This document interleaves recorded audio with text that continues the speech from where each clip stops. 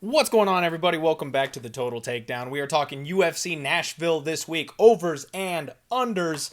Let's dive straight on into this bad boy. This is Pub Sports Radio. Smash the like button for me and make sure you check out the link in the description below to bet openly, where all of these lines that I'm going to quote to you, you can find better numbers on over there.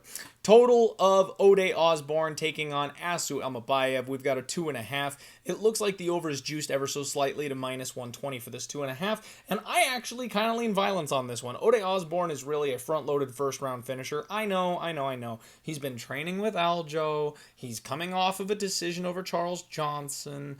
This is a different setup, right? What we've seen from Osborne is he nukes people in the first round, or when he gets aggressive, that way someone makes him pay for it. Amabayev is a strong wrestler. He's a guy with great cardio and pace. He's got heat in his hands. Cracks under pressure. He's got a bad gas tank and he's got a fragile chin. So if this kid puts the pressure on Osborne, he's either going to run into a bomb or is going to crack under that pressure. Second round, third round, and he probably gets him out of there. I think we see violence. I think we see this under 2.5. Either Asu's not ready or he's going to show that he's ready, and I think he passes with flying colors against a guy who slows down. Durden takes on Jake Hadley in the next fight here. We've got a 2.5 total. Over under is set minus 110, minus 115 on both sides. Pick them.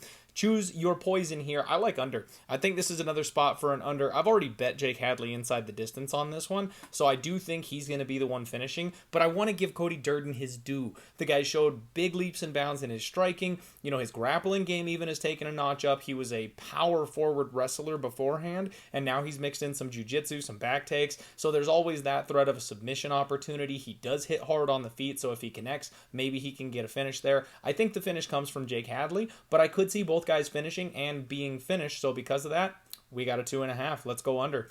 New fight. Sean Woodson takes on Dennis Bazooka. I know that's not how you say his last name, but I like Bazooka better than anything else. Total set at 2.5. Over 2.5 minus 190. The under 2.5 plus 145. Now, I got to tell you guys, I do not have a good read on this fight. I haven't done my due diligence and my research, so I need some additional time before I can give you a true read on this fight. Personally, I like fading Sean Woodson. I think he's fragile. I know he's tall, he's long, he's lanky, but if you can get inside there, he's got that tall man's defense.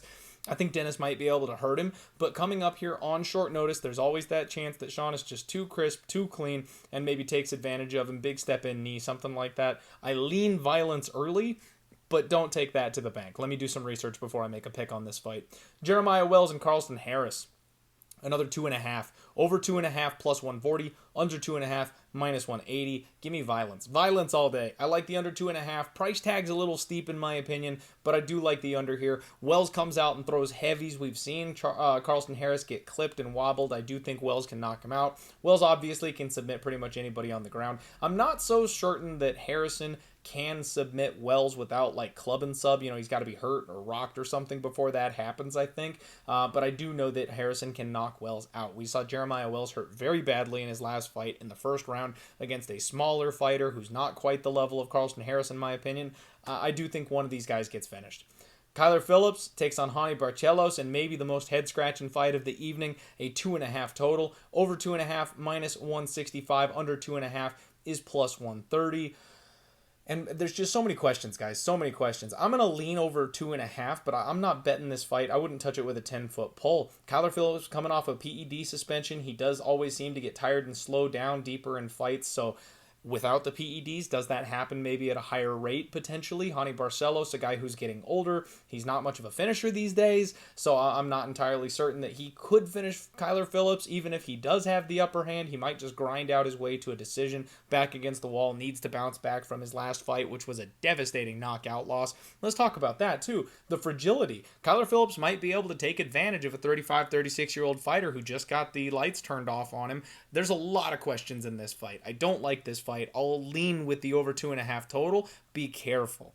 Billy Q takes on Damon Jackson up next. 2.5, again, the total. Over is plus 110. Under is minus 140 for the under 2.5 here. And I would lean under again. Now, it's a Billy Q fight, which means it's probably going to end in the third round. That's just classic Billy Q. If he can put the pace on Damon Jackson, he's probably going to break him over the course of the fight and likely finish him the later this goes. However, Damon Jackson is a strong wrestler, and we've seen that be a problem for Billy Q when it comes to BJJ black belts. Yes, Billy Q is one, but I seem to think the grappling we've seen from Damon Jackson is a little bit higher level. It's hard to rate black belts. They both have the same color, but I think Jackson's the better submission grappler. So I could see some finishing upside again for both sides. Both guys coming off recent knockout losses. Hopefully that doesn't make them tentative in this fight, because that would send this thing over in a hurry.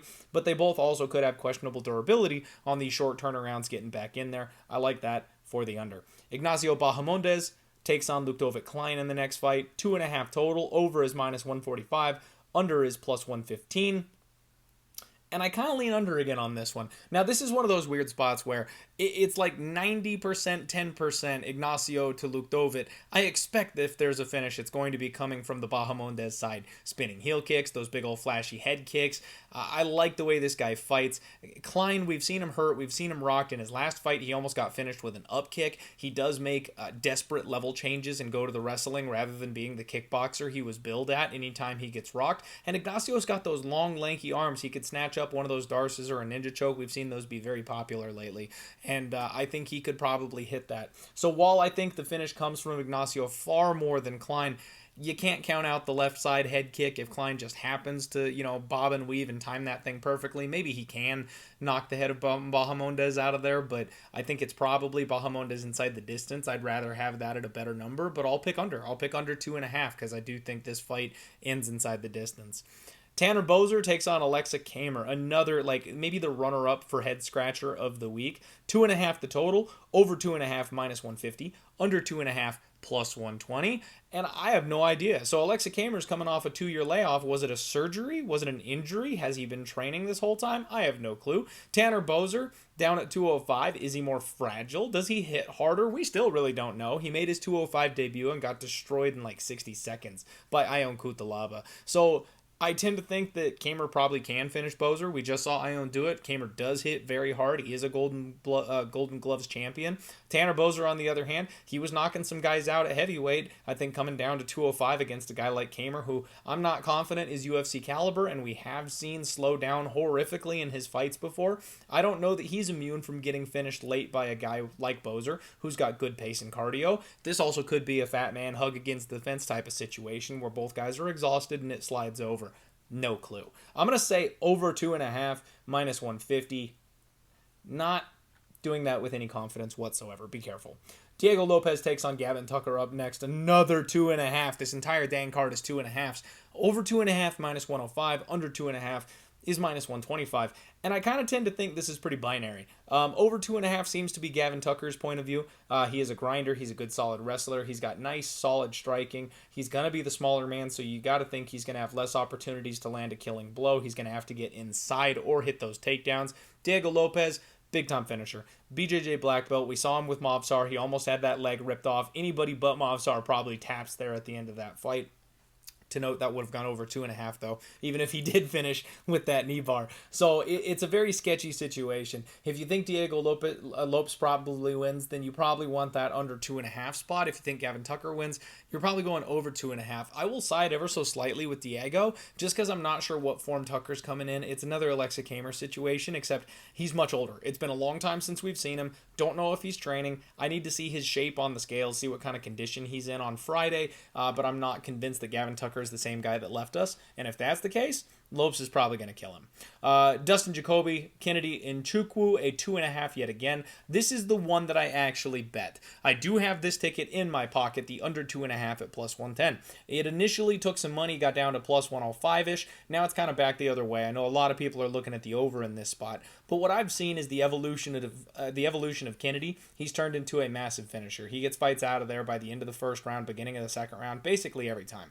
Dustin Jacoby has been very durable over the course of his UFC career, but he has not faced the highest level of competition or the biggest hitters in the weight class. He is a big step up in competition when it comes to the striking for Kennedy Nchukwu, and Kennedy we've seen hurt, wobbled, rocked, knocked out every which way. This guy has a very questionable chin. As much as I love Kennedy, I can't trust his durability. And someone like Dustin, I think, could make him pay in this spot. He'll be able to find the holes in the guard, he'll be able to find those openings, and he will take a finish if he gets the opportunity. Now, if Dustin is not able to put Kennedy down, I could see Kennedy finding his new high-powered offense, getting home with that, and cracking the ever-present durability of Dustin Jacoby. I'll say under 2.5 +110, and that one I did bet. Next up, Jessica Andrade takes on Tatiana Suarez. We've got a 2.5. The under juiced all the way to -210. I do want to say under. Tatiana Suarez obviously has that wrestling upside. She's she's the best grappler in the division. She's shown off the submission prowess, being able to take people's backs, get the neck. We've seen Andrade choked out very recently. However, the flip side of this, Andrade obviously is a finisher. If she's beating anybody, she's ripping the body. She's going body, head. She gets them pinned up against the fence, and she flurries. She hits like an absolute truck. She's like a dog on a bone when she gets somebody hurt, too. You're not getting away from her if she gets you rocked. So I do think both women absolutely have that finishing upside. -210 on a women's MMA under 2.5. That's just kind of a gross price tag. I don't think we've ever seen one of those at 2.5. So I can't say to lay that, but I do think this fight doesn't go the distance. Corey Sandhagen takes on Rob Font in maybe... I already gave you the most confusing fight and the runner-up, so when it comes from a betting perspective, this one's really difficult for me. We've got a 4.5 as the total here. We know both these guys have cardio for days. Both these guys have good long-range weapons. Corey the kicks, Rob with those long, lanky arms, the beautiful jab. We could see this fight be very technical and get extended, absolutely. We also could see Rob Font's, the floor drop out on his durability because he's been taking a lot of damage lately. Big shots, eyes swelling shut, all that kind of stuff. We know Corey's got the offense to get somebody like that out of there. And the problem for me, though, is the durability. Corey's been incredibly durable. It took Aljamain Sterling taking his back to tap him out. Rob Font, he still hasn't been knocked out, even going through the meat grinder like he has a couple of times. He always fights his way back in. I think this could be a very technical fight, and even when these guys do land big on each other, they're just capable of taking it. So I'm actually going to say over 4.5. I think this one goes all the way to the judges' scorecards. I'm a little nervous about that because Rob Font is coming in on short notice. He is taking a step up in class, and there's some big stakes on this fight. So both guys are definitely going to want to make a statement and finish if they can. So I don't have a good read on the main event. I'll be clear with you on that. But I will lean over 4.5, -110. That's the total takedown, everybody. We'll see you tomorrow for weigh-ins, the undefeated post-weigh-in show. Good luck on all your degenerate action, and let's roll.